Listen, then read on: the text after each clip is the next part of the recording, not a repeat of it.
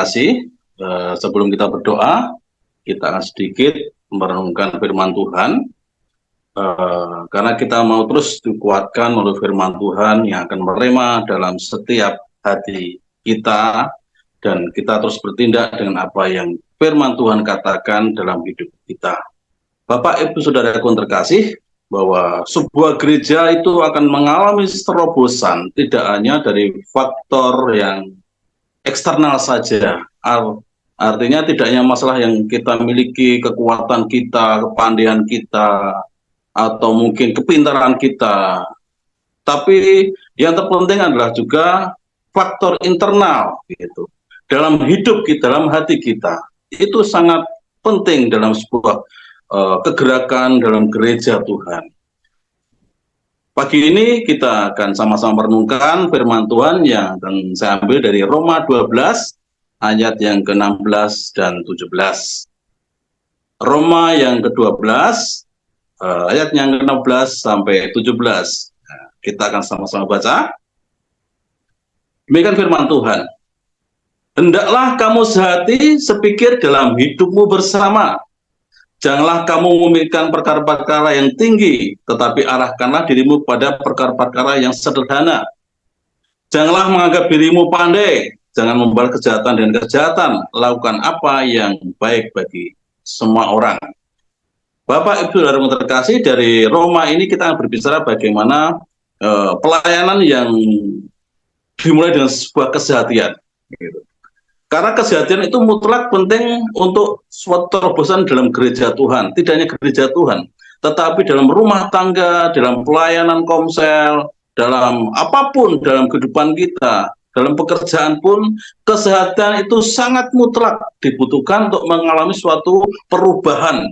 Perubahan yang lebih positif tentunya, baik gereja Tuhan, baik dalam komsel, dalam rumah tangga, itu sangat penting namanya kesehatan.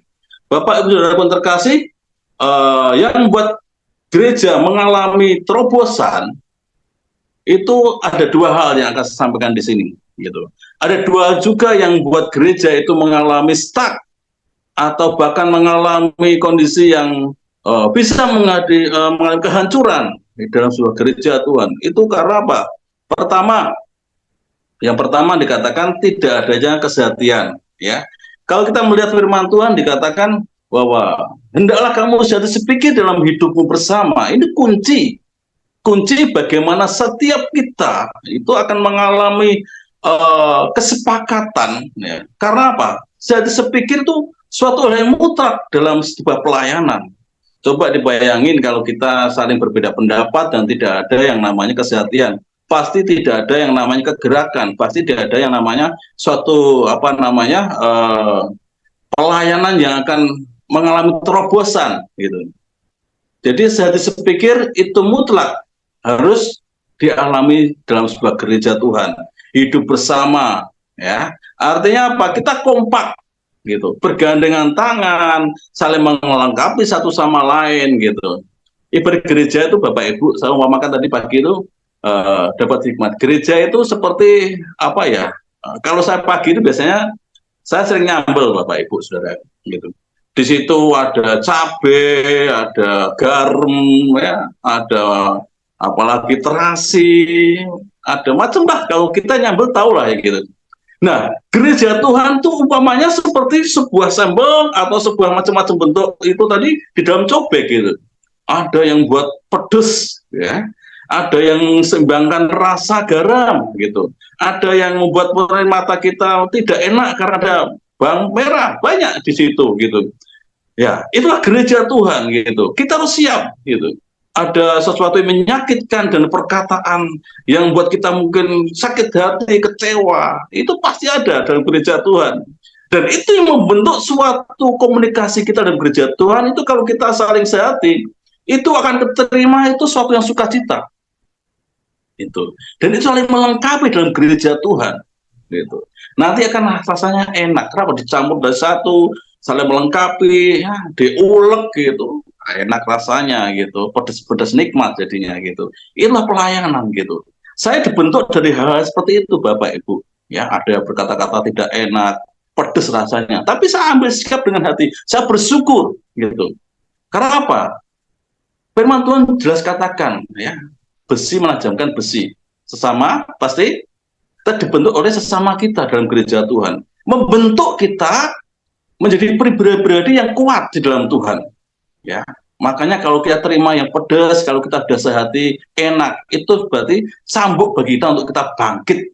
Ya, Bapak Ibu Saudaraku, kalau ada kata-kata pedas dalam gereja Tuhan, ingat itu membentuk kita, mengingatkan kita, ya, untuk sabar, ya, untuk bisa terima dengan keadaan, untuk semakin dewasa dalam Tuhan.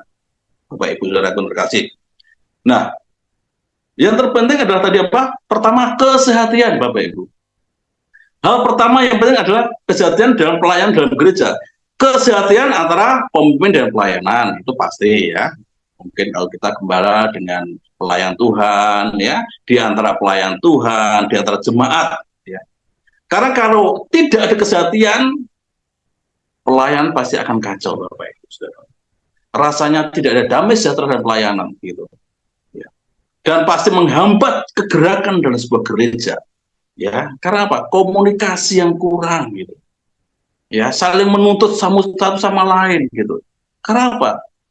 Tidak adanya kesehatan dalam pelayan Tuhan, dalam jemaat Tuhan, pasti yang terjadi namanya perpecahan, Bapak Ibu. Makanya mutlak dalam gereja Tuhan diperlukan namanya kesehatan. Sekarang kesehatan antara gembala dan pelayan dan pelayan, antara jemaat. Ya, semuanya harus ada kesehatan. Itu adalah momentum bagaimana gereja Tuhan mengalami terobosan. Ya, dikatakan firman Tuhan jelas, ya. Janganlah, ya, kamu memikirkan perkara yang tinggi, tetapi arahkan dirimu kepada perkara-perkara yang sederhana. Bapak Ibu Saudara terkasih, kita gereja Tuhan. Yang kedua dikatakan, yang pertama sehati, yang kedua harus ada kerendahan hati, Bapak Ibu.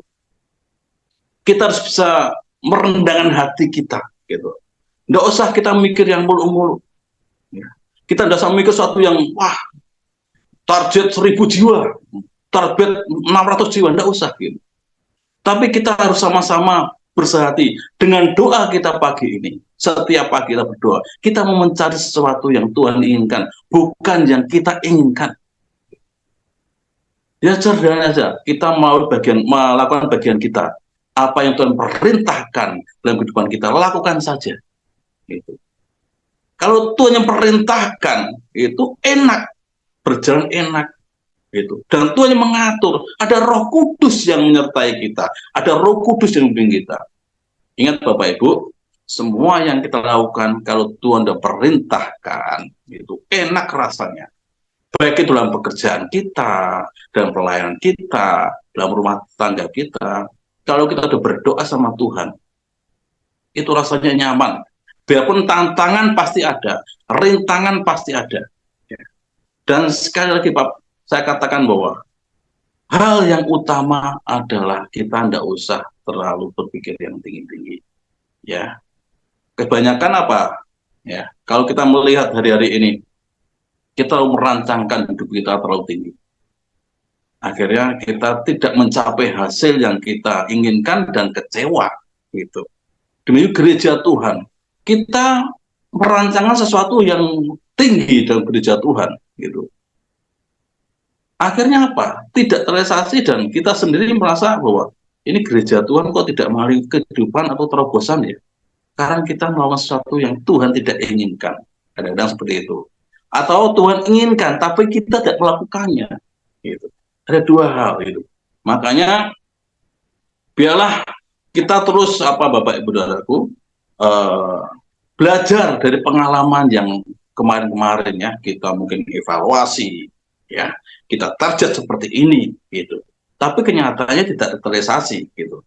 Lebih baik kita melakukan sesuatu yang bisa kita lakukan dan itu pasti terjadi, gitu. Makanya dikatakan firman Tuhan tadi, janganlah kamu memikirkan perkara-perkara yang tinggi, tetapi arahkanlah dirimu pada perkara-perkara yang sederhana. Yang sederhana saja, Bapak. Tuhan inginkan itu, yang sesuai dengan kapasitas kita, gitu. Dan janganlah menganggap dirimu pandai. Tidak usah kita sombong, ya. Tidak usah kita merasa hebat, ya, dalam pelayanan. Ini loh aku bisa ini, bisa itu, bisa itu. Aku menguasai firman Tuhan. Ini aku dapatkan dari Tuhan. Tidak. Ya, Tuhan tuntut dalam gereja Tuhan adalah saling merendahkan hati, ya, saling mengasihi dikatakan, saling mendukung satu sama lain. Ya. Nggak usah kita saling menonjolkan diri sendiri, gitu. Aku loh seperti ini gitu, tanpa oh iya loh pelayanan aku rak iso jalan, gitu. Nggak usah seperti itu. Gitu. Iki aku loh pemimpin di sini loh. Jemaat itu harus nurut aku, nggak bisa seperti itu. Ingat, gereja dan jemaat itu miliknya Tuhan. Kita itu hanya pelayan Tuhan. Kita tuh hamba. Tidak bisa kita mengatakan, oh itu hakku. Tidak bisa. Ya. Jadi artinya apa? Dituntut namanya kerendahan hati. Itu yang penting. Jadi pikirkan dan setiap kita hanya yang sederhana. Ya. Jangan merasa hebat. Jangan merasa pandai. Yang selanjutnya, jangan membahas kejahatan dengan kejahatan. Lakukan apa yang baik bagi semua orang. Bapak, Ibu, Saudaraku, dikatakan ya, bahwa kita itu dalam pelayan Tuhan. Itu gesekan itu pasti ada. Ya. Gesekan pasti terjadi satu sama lain. Ya. Ingat, lakukan bagian kita apa? Jangan membalas sesuatu yang tidak enak dengan yang tidak enak. Kasih itu menutupi segalanya. Gitu.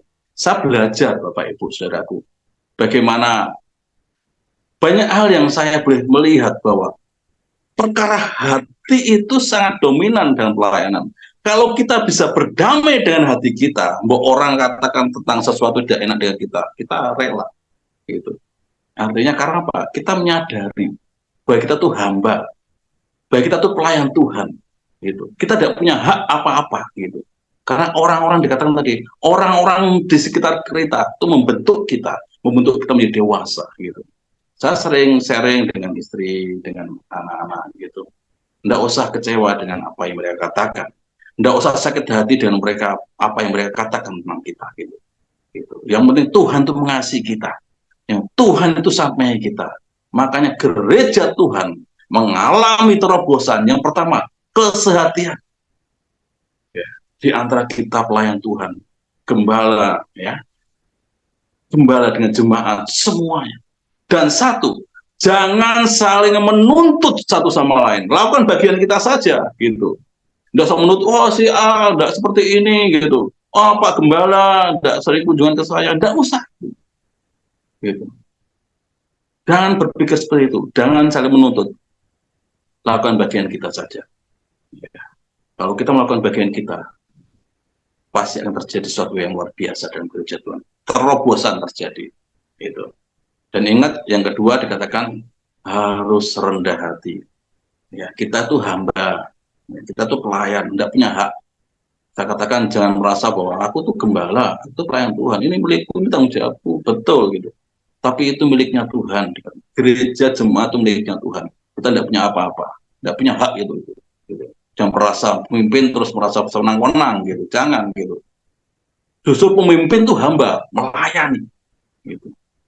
Ya, kita semua yang di sini saya yakin bahwa kita punya hati untuk diubahkan dalam gereja Tuhan. Gitu. Mari kita sama-sama sehati untuk gereja Tuhan. Gitu. Kenapa sampai hari ini tidak ada terobosan? Gitu. Mari kita introspeksi diri bahwa eksternal kita, internal kita itu perlu dibenahi.